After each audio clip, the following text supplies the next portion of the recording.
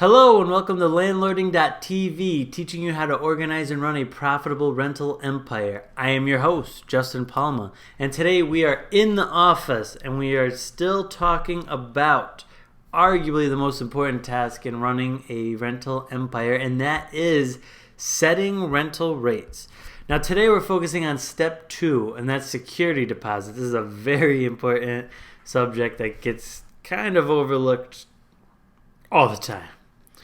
I don't know about all the time, but a lot.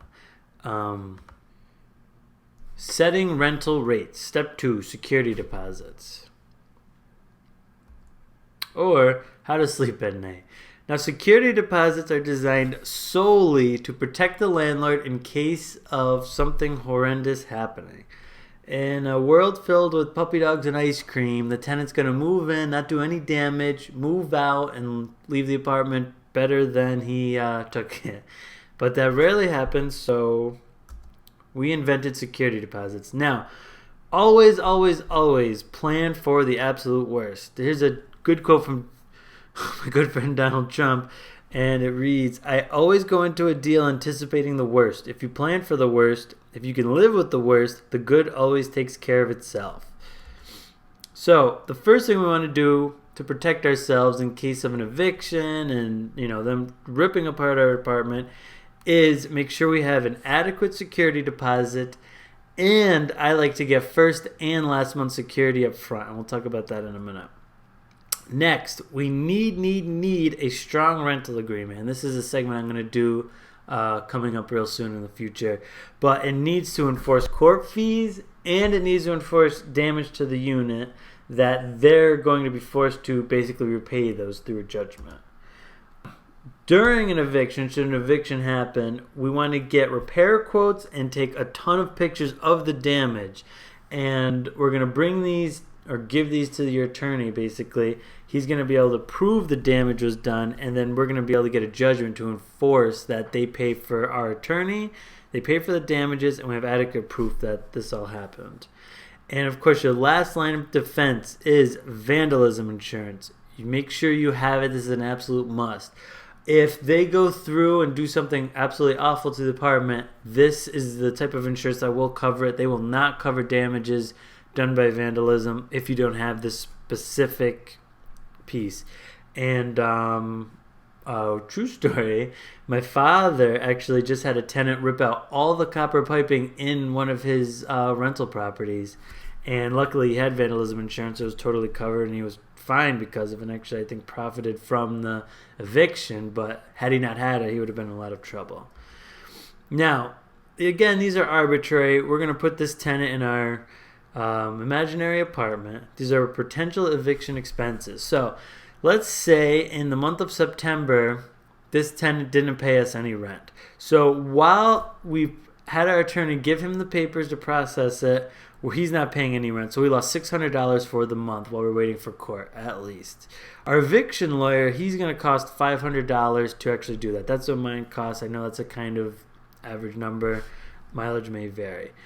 Depending on the court, on average, you're going to spend $250, and that's going to be your process server, your processing fees, your court date, all that stuff. Now, let's pretend this tenant got us for $1,000 in repairs.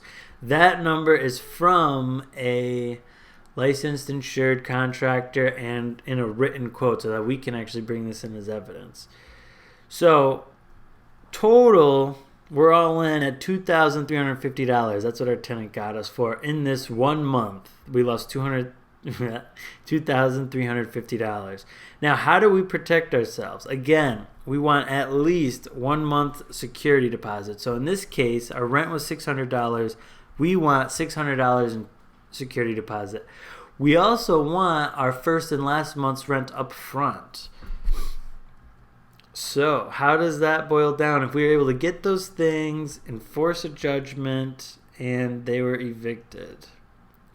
First, the loss of rent was covered by the last month's rent that we covered up front. You're going to want to put that in an escrow account, pull that into your account when it's time to pay your mortgage, and you broke even on that. We did not lose a dime for that loss of rent. 2, your court is going to cost $750. That's the $500 for your attorney and the $250 for our court expenses. The $600 was his actual security deposit. So we're out $150 so far.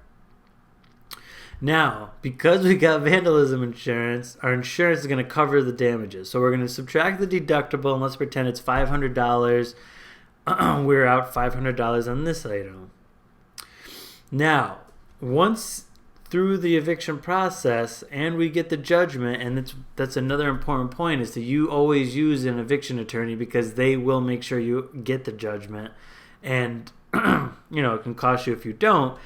We're going to get $1,750 back. Now, that's $1,000 in damages that it would take a contractor to bring it back up to rentable shape. And that's $750 for our court fees and the attorney. So using the attorney, he's actually not only free, but he got us our $1,000 back. So now we profited $1,750. That's our gross income on it. Total, we end up profiting $1,100, $1,350 if we have a $250 deductible. Now, if that is the worst case scenario on an eviction, can you deal with profiting $1,100 every time that happens? And that's not including if you're able to rent out that apartment quickly enough and pick up rent during that month. In Albany County, where my properties are, it takes about 2 weeks to get an eviction actually into court, and then 72 hours afterwards. So if you time it right and actually start the eviction process early enough, we could have picked up this $1,100 and then rented the place out and gotten a couple days rent for that month and the new security deposit and the new last month's rent.